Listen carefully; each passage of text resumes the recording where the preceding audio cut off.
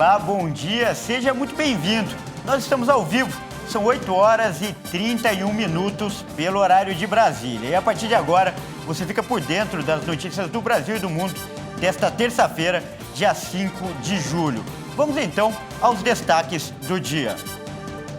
Chuvas deixam 40 mil desabrigados no Nordeste. Uma pessoa morreu.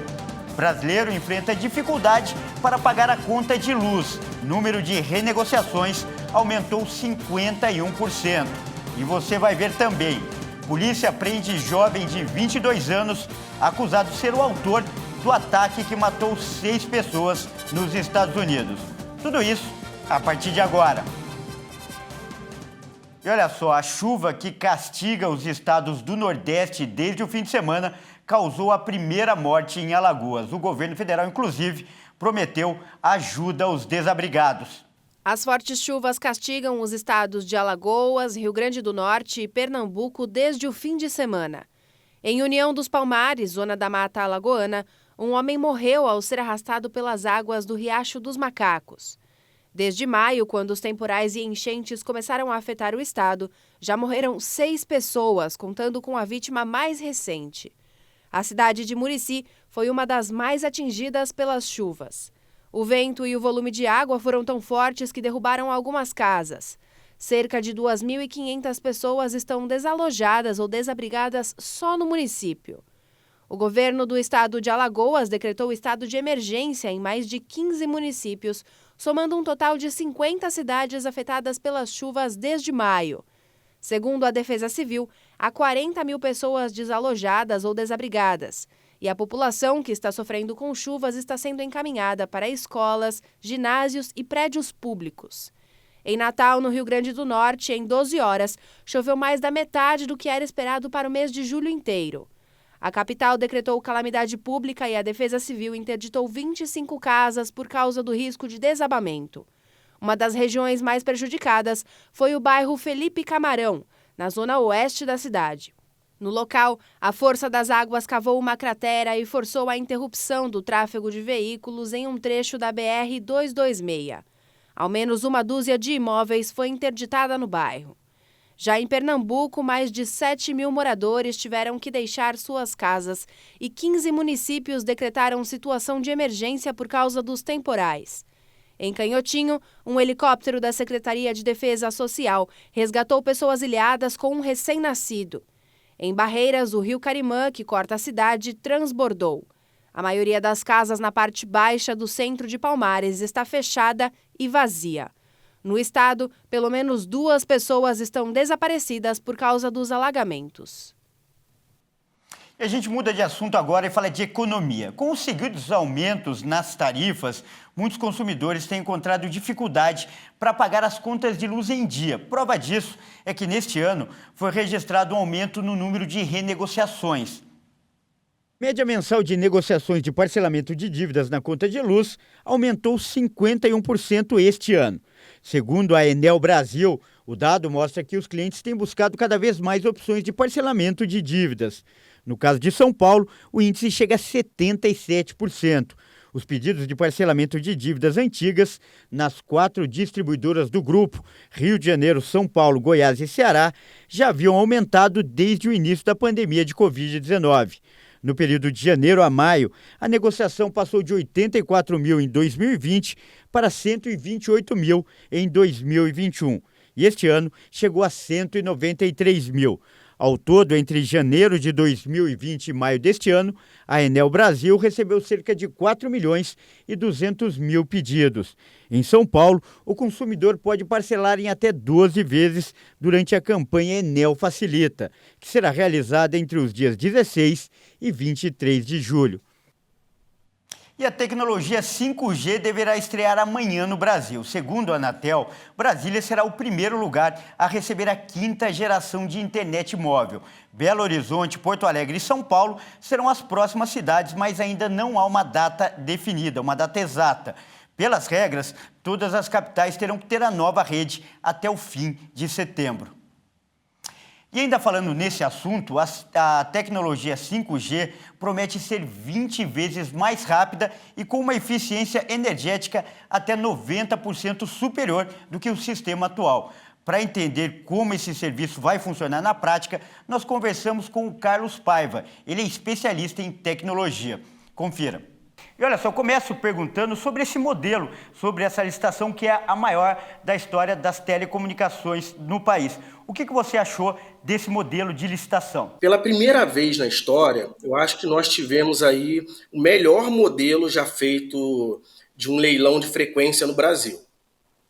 Esse modelo, eu vou explicar o porquê. São 3 principais pilares. Ele foi feito um modelo de contrapartida. Então isso significa que o governo ele não vai ficar com praticamente dinheiro nenhum do leilão, como acontecia anteriormente. As frequências eram vendidas pelo governo para as operadoras. E como que vão ser as contrapartidas? Os 3 pilares são o seguinte: todas as estradas do Brasil elas vão ter que estar conectadas com um sinal de internet, seja 4G ou 5G. Isso é um problema grande no nosso país hoje. Por exemplo, no estado de Minas Gerais, que a gente tem aí mais de 1000 municípios, dificilmente você trafega de uma cidade para outra com um sinal de internet em toda a rodovia.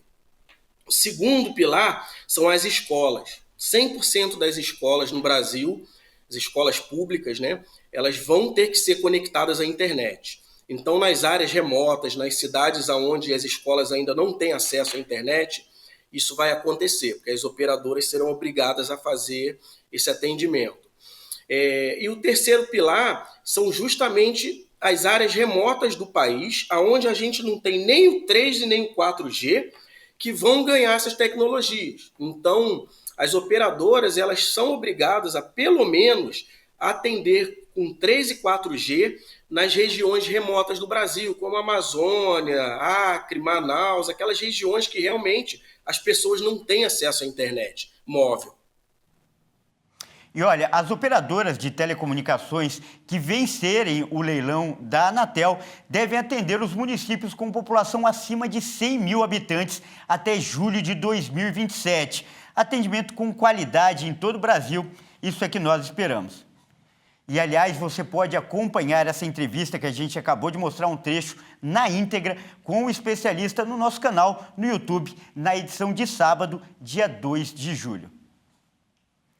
Agora, mudando de assunto, falta a definição de apenas 5 estados sobre a redução do ICMS dos combustíveis, como foi determinado pelo Supremo Tribunal Federal. São eles: Acre, Mato Grosso do Sul, Piauí e Tocantins. Todos os outros já baixaram a lei do Distrito Federal, isso do ICMS dos combustíveis. E olha só, novas propostas estão sendo discutidas na Câmara dos Deputados para aumentar os benefícios pela PEC social, que vai elevar o valor do Auxílio Brasil. Uma dessas propostas seria estender o benefício para os motoristas de aplicativo. O governo é contra as mudanças e quer agilidade no processo. O relator da matéria, deputado Danilo Forte, do União Brasil do Ceará, começou a negociar alterações na matéria. Chegou a falar em aumentar os gastos com a criação de um auxílio para os motoristas de aplicativo, assim como deverá acontecer com os taxistas. Disse também que poderia retirar o estado de emergência do projeto, que seria uma manobra regimental para validar a criação de despesas extras em ano de eleição. Mas o líder do governo na casa, deputado Ricardo Barros, do PP do Paraná, avisou que o governo não quer mudanças. É que o projeto precisa ser aprovado até o próximo dia 18, quando começa o recesso legislativo do meio do ano. Essas alterações forçariam uma nova votação, o que atrasaria tudo. Sem contar que, nesse mesmo período, os deputados precisam aprovar a Lei de Diretrizes Orçamentárias para o ano que vem. Para o governo, que pretende fazer alguns pagamentos já no mês que vem, a melhor alternativa é negociar a proposta apresentada na semana passada, de incluir todas as proposições apresentadas na PEC dos biocombustíveis, que já está em andamento e que poderá ser votada ainda nessa semana. Mas, de acordo com este analista político, muitos parlamentares querem insistir na inclusão de propostas no texto. O sentido que a base do governo quer oferecer neste momento é resolver logo essa fatura e não perder muito tempo, porque as eleições estão aí. Uma aeronave de pequeno porte com 663 quilos de cocaína foi interceptada pela Força Aérea Brasileira no Mato Grosso do Sul. Esta aeronave de pequeno porte foi interceptada pela FAB, Força Aérea Brasileira. O avião foi identificado através de radares, entrando no espaço aéreo pela fronteira do Brasil em Mato Grosso do Sul, sem autorização e sem plano de voo. Os militares usaram 2 aeronaves de defesa aérea A-29 Super Tucano como essas para monitorar e interceptar o avião. A FAB informou que os militares seguiram os protocolos de medidas de policiamento aéreo e iniciaram a abordagem interrogando o piloto do avião. Como não houve resposta, a aeronave foi classificada como suspeita. Os militares ordenaram uma mudança de rota e pouso obrigatório, mas o piloto também não obedeceu. Por isso, foi disparado um tiro de aviso e, na sequência, um tiro de detenção. Após os disparos, a aeronave fez um pouso forçado entre as cidades de Jales e Ponta Linda, no estado de São Paulo, que faz divisa com Mato Grosso do Sul. 2 pessoas que estavam no avião fugiram com a chegada da Polícia Federal, que fazia as medidas de controle de solo em ação conjunta com a FAB. Na aeronave foram apreendidos 663 quilos de cocaína. A ação faz parte da Ostium, uma operação permanente da FAB em conjunto com a Polícia Federal para coibir crimes transfronteiriços como o narcotráfico. A vigilância do espaço aéreo inclui o monitoramento do tráfego e a troca de dados de inteligência entre instituições nacionais e de outros países para acompanhamento de aeronaves suspeitas. A gente fala agora de pandemia. Já são 12 dias que o Brasil registra tendência de alta nos casos de Covid-19. São mais de 57 mil infectados por dia. Acompanhe agora os dados atualizados. O Brasil confirmou 122 mortes por Covid-19 em 24 horas. Desde o início da pandemia, já são 672.033 vítimas da doença.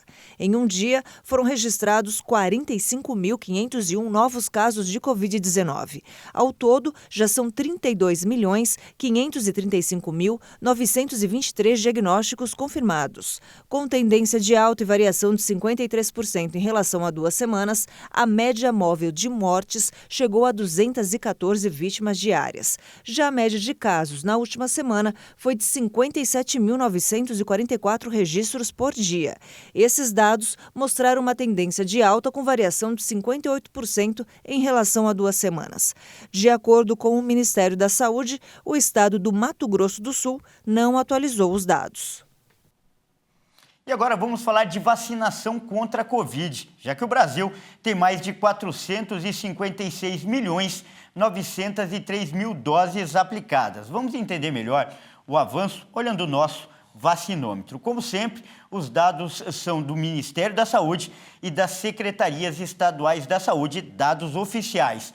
A primeira dose foi aplicada em 84,12% dos brasileiros. Já a segunda dose em 79,31% das pessoas. E a primeira dose de reforço em 50,75% da população. E quase 8 mil crianças de 5 a 11 anos estão totalmente imunizadas contra a Covid-19, o que corresponde a 38,74% da população dessa faixa etária. Ainda falando de vacinação, um estudo comprovou que as vacinas disponíveis no mercado não protegem contra as novas infecções de 2 sublinhagens da variante Ômicron da Covid-19. Conhecidas como sublinhagens BA.4 e BA.5, essas subvariantes conseguem escapar dos anticorpos gerados tanto pelas infecções anteriores quanto pela ação dos imunizantes. Esse é o principal motivo dos números de novos casos de Covid e reinfecções voltarem a subir no Brasil e em outros países. O estudo publicado na revista científica The Lancet se juntou com outras evidências publicadas nas últimas semanas, que também constataram a baixa eficiência dos anticorpos em neutralizar a nova versão da variante. Só em junho, a proporção de casos prováveis da BA.4 e BA.5 no Brasil passou de 44% para quase 80%. No mesmo período, o percentual dos testes com resultado positivo dobrou em todo o país. Sabendo da menor proteção oferecida pelos imunizantes, diversas farmacêuticas estão em busca de um caminho para desenvolverem novas vacinas para combater o vírus. Dias atrás, a Pfizer-BioNTech e a Moderna divulgaram os resultados de uma pesquisa que apontou o aumento de 8 para 19 o número de neutralizantes para a subvariante BA.1, com uma nova dose de reforço feita especialmente para a variante Ômicron. Mas o crescimento foi 3 vezes menor para as novas sublinhagens. Mesmo assim, os laboratórios afirmaram que a vacinação com os atuais imunizantes disponíveis é a única forma de frear uma possível nova onda da doença. E você vai ver a seguir: tiros e mortes marcam as comemorações da independência nos Estados Unidos. E você vai ver também: projeto voltado para mulheres com câncer acaba com filas de espera por atendimento. Nós voltamos daqui a pouco.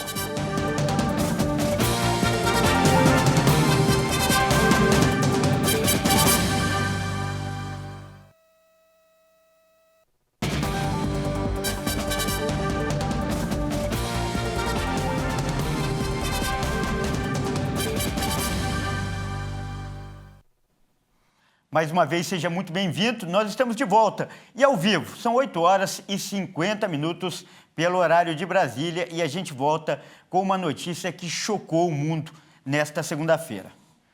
Os Estados Unidos comemoraram ontem a independência do país, mas esse ano a data ficou marcada de maneira trágica. Durante os tradicionais desfiles, um ataque com arma de fogo em Chicago deixou pelo menos 6 pessoas mortas e 24 seriamente feridas, como nós vamos ver nessa reportagem.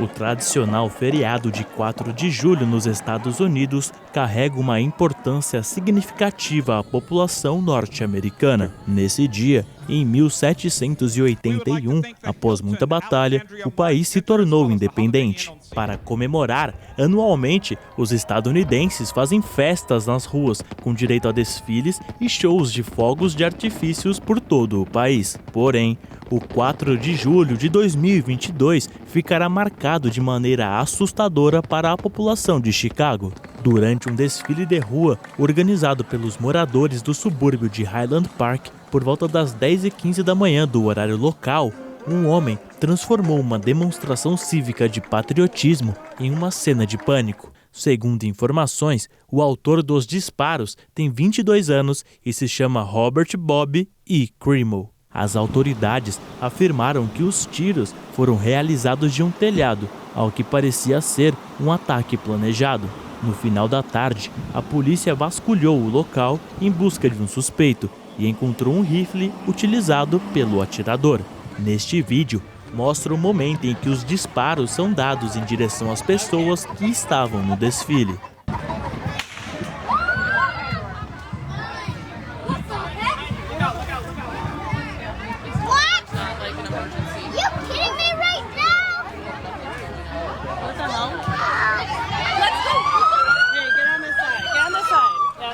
Esse atentado provavelmente reacenderá o debate americano sobre o controle de armas e se medidas mais rígidas podem evitar tiroteios em massa que acontecem com tanta frequência nos Estados Unidos. O caso em Chicago traz à memória outros ataques armados recentes que assustou muitos norte-americanos, como, por exemplo, o massacre no dia 24 de maio, que matou 19 crianças e 2 professores em uma escola primária em Uvalde, no Texas, e um outro ataque, dias antes, que matou 10 pessoas em um supermercado em Buffalo, Nova York. E como a gente pôde ver nessa reportagem, um homem foi preso suspeito de ter atirado durante a parada pela independência dos Estados Unidos em uma cidade próxima a Chicago. Segundo as autoridades, ele tem 22 anos e não possui antecedentes criminais. Veja mais detalhes. O suspeito, identificado como Robert Icrimo III, foi detido após ter sido visto dirigindo em uma autoestrada nos arredores de Chicago. A pessoa de interesse está sendo levada para o Departamento de Polícia de Highland Park, onde vamos começar a próxima fase da investigação e falar com essa pessoa para ter certeza ou ver se de fato ela está ligada a este incidente.